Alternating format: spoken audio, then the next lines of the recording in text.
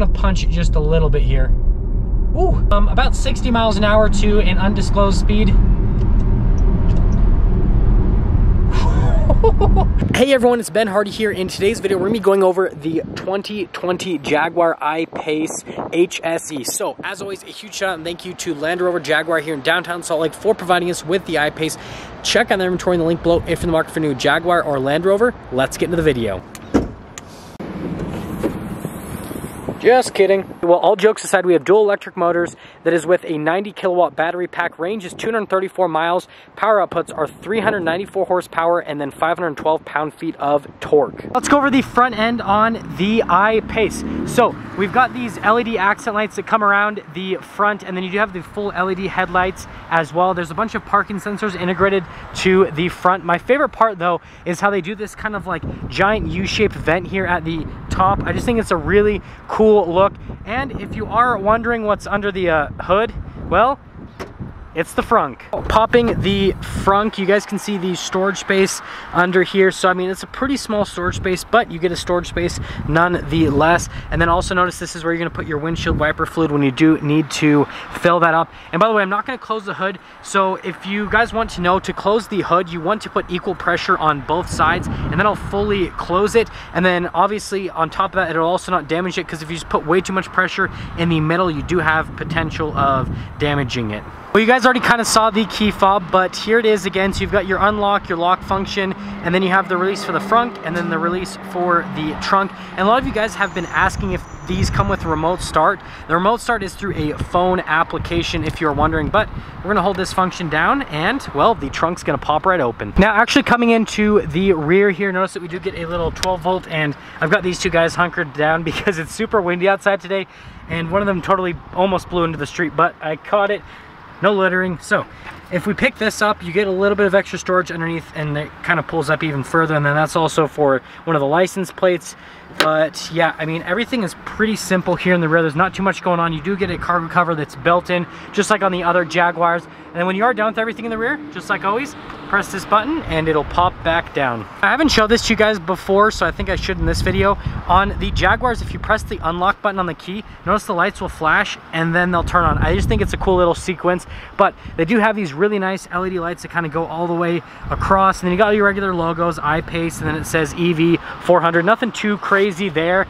And then just look at the diffuser. Like, yes, this is an SUV, but it has a rear diffuser, and then you got a bunch of parking sensors on the rear. Now, I could see why the back end has been controversial with the I-Pace. Definitely looks a lot better in person, but it's kind of interesting because it's really long, and then it's kind of like squared off almost at the end, where it kind of like slopes down, and then it just like abruptly ends in the very far rear. Now, before we pop into the back, I just want to mention the tire and rim setup. So you've got 20-inch rims, and then it's two 45mm tires in the back, and then the front is identical. And actually, let me pop to the side so you guys can get a full side view here on the I-Pace, just what it looks like from a side angle. So you guys can definitely see that slope that I am talking about now. But now let's head to the rear. Now, if you guys remember from my Range Rover Velar videos, this has the same door handles.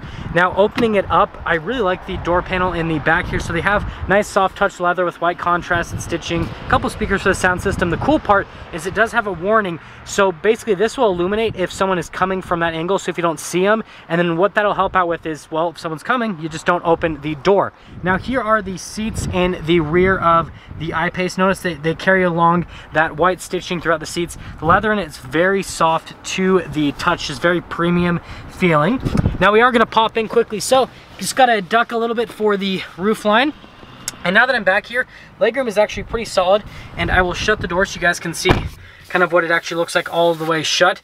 But they actually have the nice soft touch even on the back of the seat. You got a little storage space. Heated seats for the rear passengers. There's a couple little charging station, or I shouldn't say charging station, but a couple 12 volts here in the back.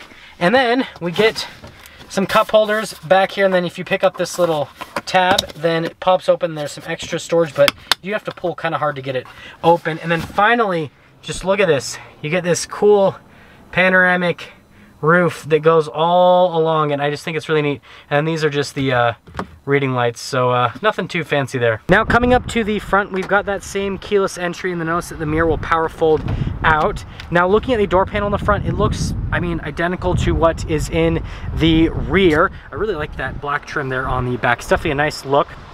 You got your memory seat controls right here, and again, a couple more speakers for that sound system. Now here are the seats in the front of the I-Pace. Coming down here, all the adjustments from the seats. So you guys, if you remember from my F-Pace review, all this looks pretty similar. There's your pedal layout at the bottom, and then you got like your parking brake here. You've got the button for the front, the button for the trunk, and then here is kind of like a view of the steering wheel. Adjustment is on the opposite side. I guess it's just a British thing, but here's one more look before we pop in. Before I turn on the I-Pace, I think it's pretty cool that it tells me what my estimated range is and then also the percentage on the charge before you start it up. But foot on the brake, push that in, and, well, everything will come to life. You won't hear an engine because it has no engine, so there's not going to be any revving clips in today's video, sadly. Here's the steering wheel in the I-Pace.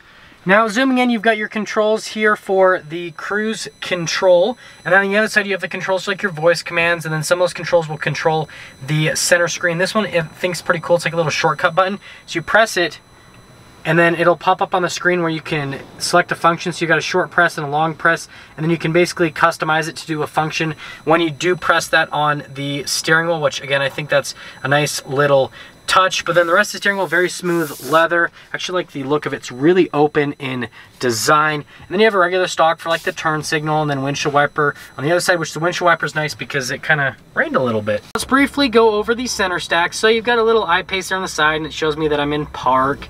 And then over here in the center, it shows you your charge or power, kind of what you're doing driving wise, and then it shows you your range down below, and then also the speed limit. And then over here, notice that it shows kind of like the little church clock tower situation. Well, she's right in front of us. I just think that's cool that they show that on the navigation screen. Here is the center infotainment system. If I pop it into reverse, the backup camera will pop up. It's got little trajectory lines on it. Pretty standard setup for a backup camera, but if I pop it back into park, we actually have a function here. We can press this on the bottom of the screen for the camera. So notice that you do get a full bird's eye view there, and you can press the camera again, and you can see I get some more views on the camera. So from like a camera system perspective, it's definitely pretty solid. I do like the whole setup on it. For the rest of the infotainment system, they do have all those little shortcuts at the bottom, which I definitely think is a nice little touch. Another cool thing is this little parking spot finder button. So you press this, and then it'll search for parking spaces, which, I mean, especially here in downtown Salt Lake where it can get pretty busy. I mean, you can see all those spaces right there full, for example. That'll definitely help out with finding some parking. But other than that, I think it's a really solid infotainment system. It's really easy to use. It's intuitive as well. Just down below, we do have our little engine stop-start button, and then you have this for just the volume on the radio. Now, we do have the climate control section, which I think is pretty neat.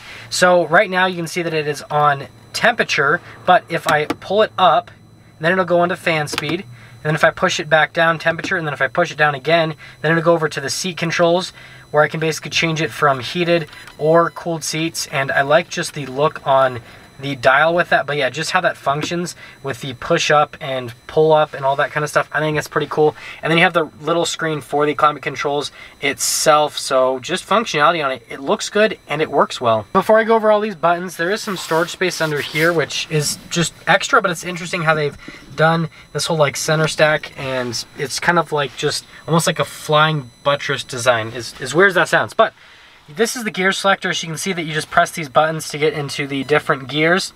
Now on the other side, this is kind of like your off-road cruise control. These are your drive modes and your stability controls just down below. Now the drive modes will pop up on this screen.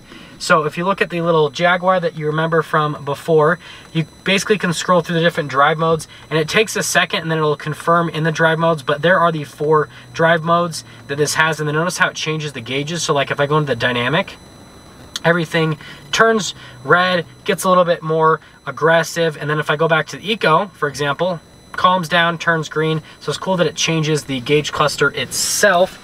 And then finally, this does have air suspension, so it can raise and lower with those 2 functions. Now here's the center console. Again, you got leather at the top with a nice white stitching. Opening it up, we have a couple USBs, and then you get a 12 volt, and then it's lined with felt, which is a nice little touch. And then coming over here, you've got more of that black trim just up above, and then you have a regular glove box, again lined with felt. Nothing too crazy on the glove box, it's just a normal glove box. Kind of already showed you guys up top, but here is your sunglass holder, and then again, here's that roof that's just crazy. Definitely reminds me of Tesla, and that's not a bad thing.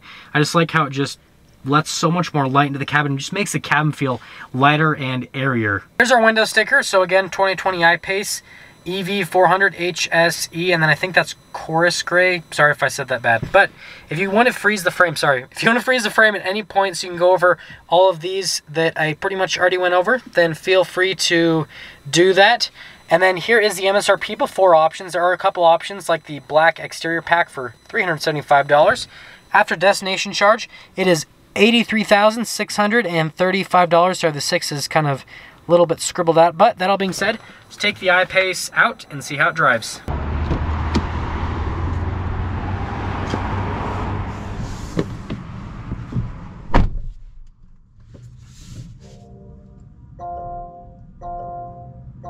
Now let me show you guys visibility before I set off here in the I-Pace. So visibility over the hood is really good. I'm sad that I can't see that little venting in the hood because that'd just be a cool look outside the hood, but it's fine. There's visibility through the side. There is your other side, and then there's kind of like a look through the roof. Definitely a really cool look. But here's visibility throughout the rear. Now, in terms of the rear visibility, just because that slope design does impede visibility a little bit, but they do big enough windows that it's pretty good. There is a blind spot in that corner, but again, blind spot monitoring, so we are solid. That all being said, well, got to push that, and we're good to go. I am initially setting off here in the I-Pace, and I'm gonna be completely straightforward with you guys. This is not the first fully electric vehicle that I've driven, but this is the first fully electric vehicle that I have reviewed on the channel. We've reviewed plenty of hybrids up to this point, but we've never reviewed a fully electric vehicle. So it's gonna be a pretty interesting take because obviously there's nothing to talk about on the exhaust side of things because there is not gonna be any exhaust noises.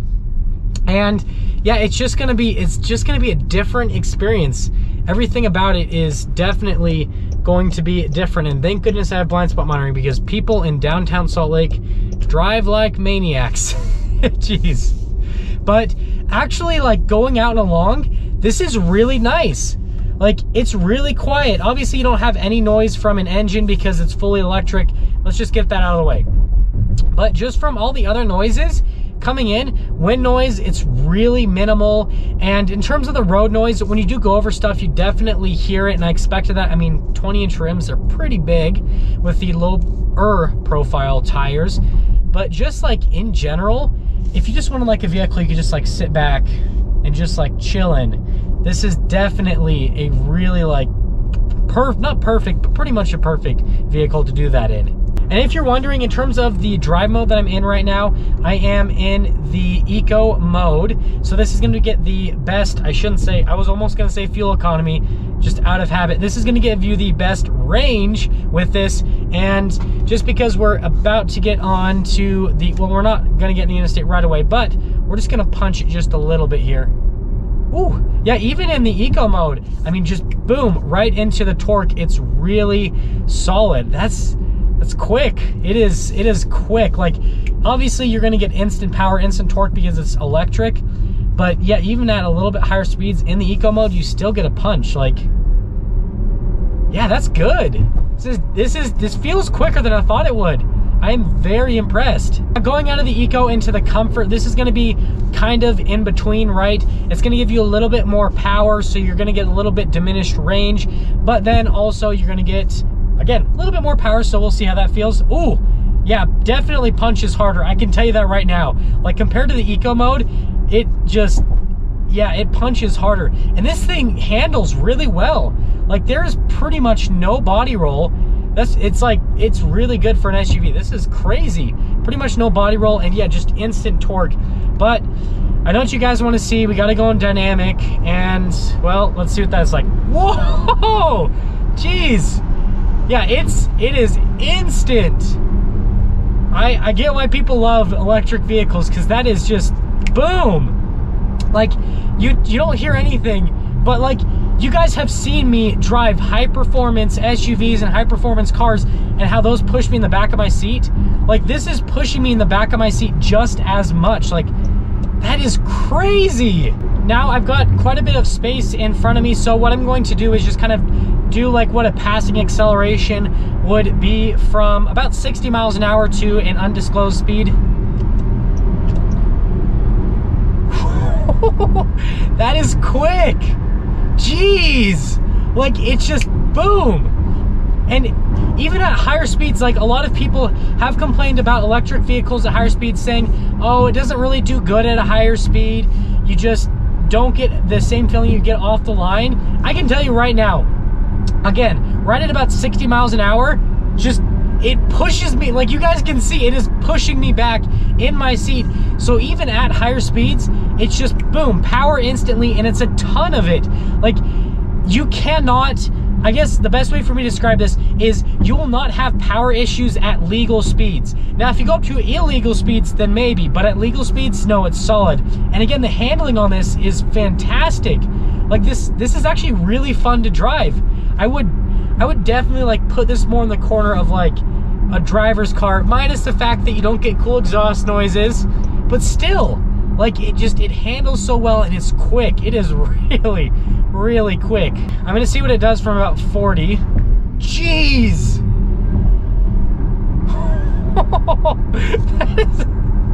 that is so crazy. Oh my gosh. I haven't had this much fun driving a vehicle in a while. Like, it's been crazy lately, but like this is my little break, and this has been fun. Like this is such a fun vehicle.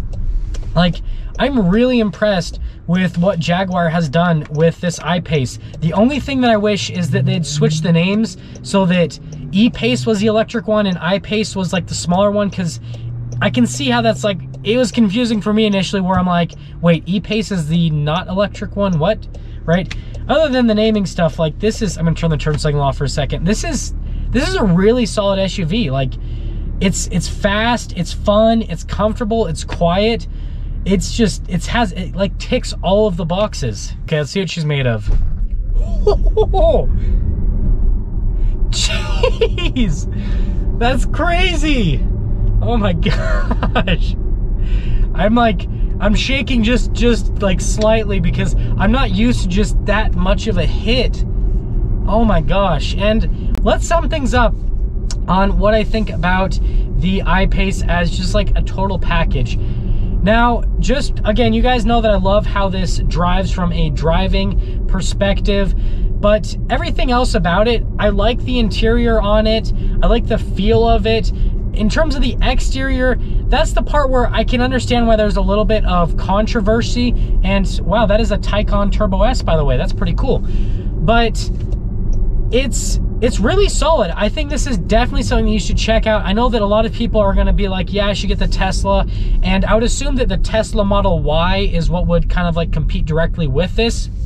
And I mean, one of the things I'd say is everyone's gonna have a Tesla. So if you want something that's a little bit different, a little bit more unique, then get the I-Pace, because you'll see a million Tesla Model Ys. But I mean, I have yet to actually see an I-Pace on the road. So just saying. That's all. And there we have it, everyone, the 2020 Jaguar I-Pace HSE. And again, a huge shout out and thank you to Jaguar Land Rover down here in downtown Salt Lake for providing us with the I-Pace. If you're in the market for a new Jaguar Land Rover, I'm going to include a link to their inventory in the description below, where obviously you can check out this I-Pace and a bunch of other vehicles. They've got a lot of stuff. I will see all of you in that next video.